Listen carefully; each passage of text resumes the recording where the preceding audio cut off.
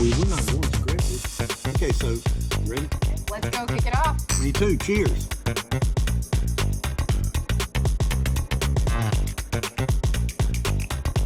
Hi, I'm Jerry Carroll. And I'm Delaney Howell, and we are in Johnston, Iowa today, celebrating the launch of Pioneer's Z Series soybeans, Jerry. I'm so excited. We're going to be sitting at the table having a beer with their R&D people and their breeders from Pioneer to explain all the technology and all the wonderful innovations they have on the new Z Series. I don't know about you, but I'm ready to dig into that conversation, so let's go get started. Cheers. I'm so excited to learn more about the Z Series, but I want to learn more about each of you first, because you all have phenomenal backgrounds, interesting backgrounds.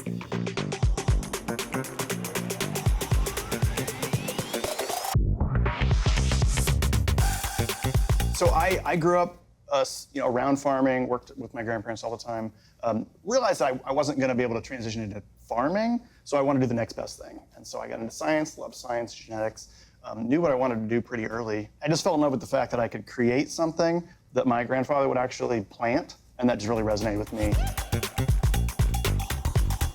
Yeah, so I'm also fourth generation from our farm, Century Farm in the early 1900s.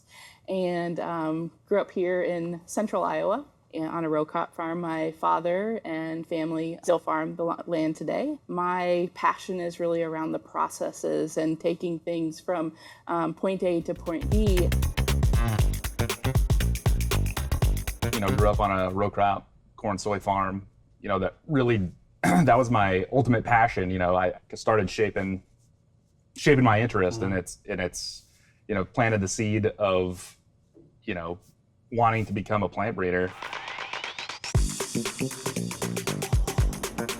I grew up on corn soybean row crop farm, Northwest Indiana. Actually, pretty early on, I wanted to do something in agriculture, agronomy, now in Windfall, Indiana. So got to build a soybean program from the ground up and been there for about 9 years now. And another round. Salute. Cheers. Yeah, cheers. Because you don't want to get me all liquored up and turn me loose on this crowd. Was there that moment where you saw it and you knew that was going to be the Z Series? Yes, to answer your question, yes, there was a moment where, I was observing what was coming through the program. And so there was one stage where it became abundantly clear that these things are very unique compared to their predecessors, due to all the technology that was deployed to develop them. You could visibly see the yield on it, and then you cross-reference all the defensive packages that, looking at how we've pushed the needle on iron deficiency chlorosis, white mold tolerance, sudden death syndrome, things like that. In addition to that moment in the field where you're walking plots and you see, like, this one's going to be really good. Oh, this one's going to be really good. It's obvious that we have happened upon something that is revolutionary in the soybean breeding world in terms of that class of product. For a breeder to see it, for Delaney to be able to see it and then see it in the data, that means it's a game change, because when we do this every single year. And so we're used to small change. We're used to incremental change. What Landon saw that year was not incremental. Wow, right? That was a big change. I mean, we have the highest yielding varieties in each of the maturity groups in the C Series class. These varieties have beaten all of our other A Series since 2020. We've seen it for 3 years. Yeah. It's just the farmers haven't seen it. There's a lot of work that's been happening amongst the breeders, while we've been selling A Series to really improve our germplasm pool. And Z Series will really represent the first time we're bringing genetics to market where we're going to have peaking options in late Group 3, and hopefully at a point where we'll be pushing it in Group 4 as Z Series becomes mature. Everybody's really excited. We used all of the new technology we had been implementing over the years, and just bringing that all together, allowed us to accelerate that process and get them back for them to test and commercialize from there. Well, Ashley, you can tell us what's involved with the grow chambers, because frankly, as a layperson and the guy that's the end user, the farmer, you're going to have to explain to me that this whole concept of the grow chambers, then the breeders, and how it winds up in a bag. Yeah. Well, so I support the breeders by, Les, Landon, and Charlie will send new varieties that are up and coming varieties what we call pre-commercial, and they'll send them to us at the growth chambers. And our job really is to take those varieties and add a new trait. So what we'll do is we'll actually move pollen from one plant to another, utilizing our growth chambers. And our growth chambers are great because we can tell the plants when the sun comes up and tell the plants when the sun goes down. So that allows us to grow soybeans faster than anywhere in the world. And by doing that, we can get multiple generations per year and be able to give the breeders back that variety with the new trait as fast as possible. You're literally putting those traits from one plant to another before it gets to these guys. That's incredible. Yeah, cross-pollinating soybeans is definitely an art more than it is a science, and a skill that is something that my team has to develop over time. We want to optimize our process to do it as fast as possible so that those traits can get to market as quickly as we can and be in the newest genetics that have the defensive traits and are high yielding. So you guys were talking about breeding and TI and how that interacts. I think the breeding is sort of the starting point, and then we create things. So we hand it off to Ashley. And then in sometimes 2 to 3 years, she's able to turn that and give it back to us with E3 instead of whatever transgene we were using before. And so it allows us to keep doing our jobs and create genetic gains, what we call it, and then still deliver that to the customer in the right trait package. This lady is so dedicated. You don't know this. She drives 80 miles a day to work. That's insane. Because the one thing I get here is it's not a job to you guys. It's a calling, man. It's not even a career. It's a calling. You take this so to heart and serious. I'm not a scientist. I don't have a strong agronomic background like some of you do. Transgenic, break that term down for us a little more. And what we mean by that is transgenic traits, where we were selling, Roundup Ready to Extend, and then now we're selling Enlist E3. And from a breeding standpoint, you can't just flip a switch. Well, once we have Ashley, we can flip a switch. She's our switch. But what happened is we got into 2020 and 21, and we had all these amazing varieties, but they're not in the right trait package. So what do you do with them?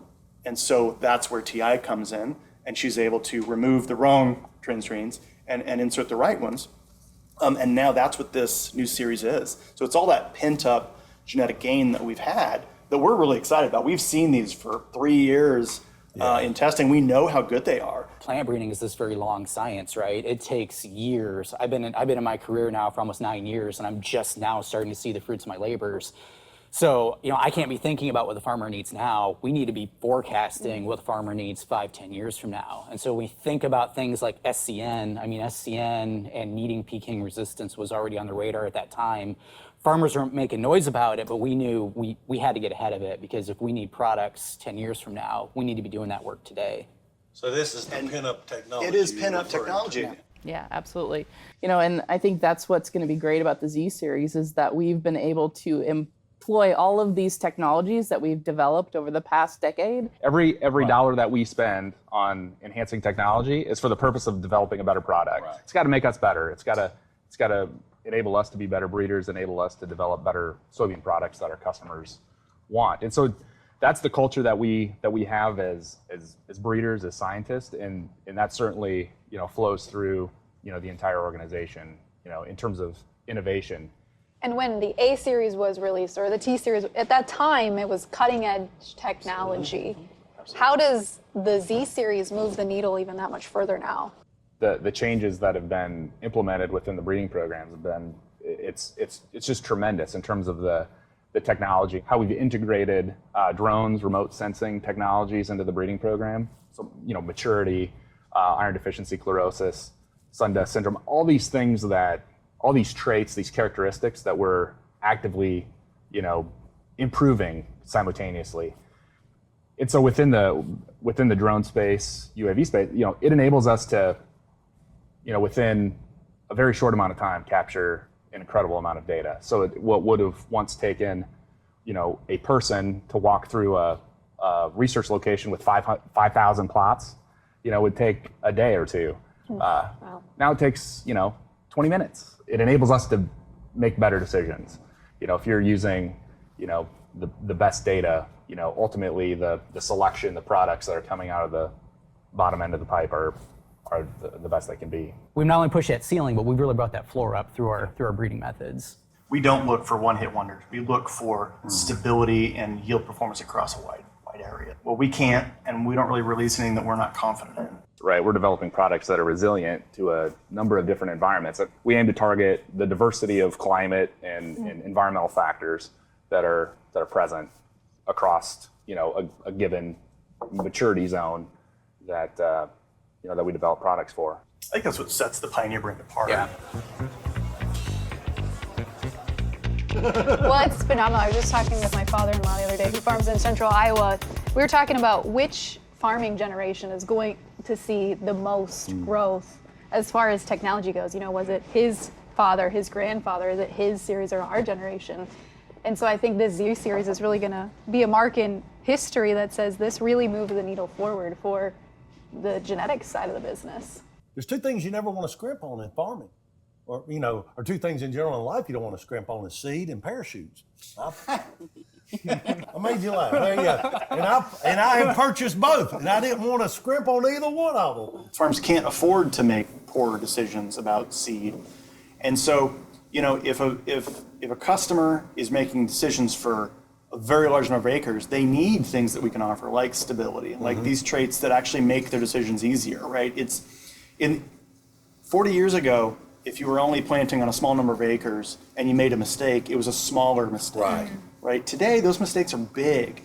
And so that's part of our thinking on stability and native traits is we need to be able to provide products that don't vary, that aren't variable year to year. We need them to be strong, solid products so that people can make those decisions, correctly. With Z Series, it's right. We're speaking to differences that are going to be tangible across the farm.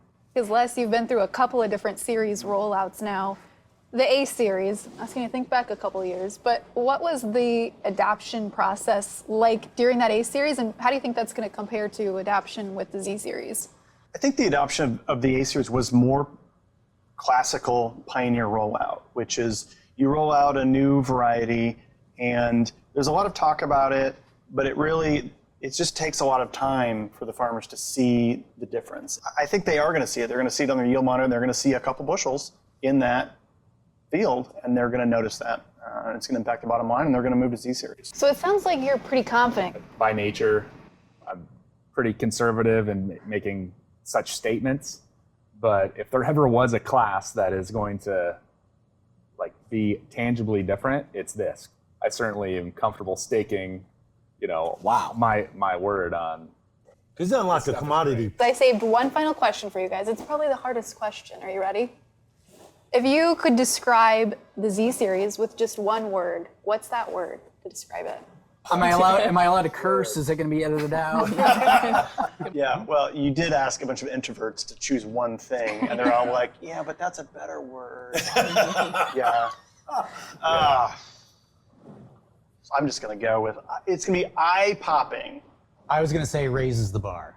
It's revolutionary. I would say proud. I'm proud of what all of the breeders have done, all of us collectively have done to produce the Z series. And, I'm excited to see, I know that the farmers are going to see those benefits. And so, I feel personally I'm going to be proud of what our team has done and what we've done to create the Z series. Well, let's cheers to that. I was going to say, you know what I would say? Pioneer. That would be the word, pioneer. That's the word.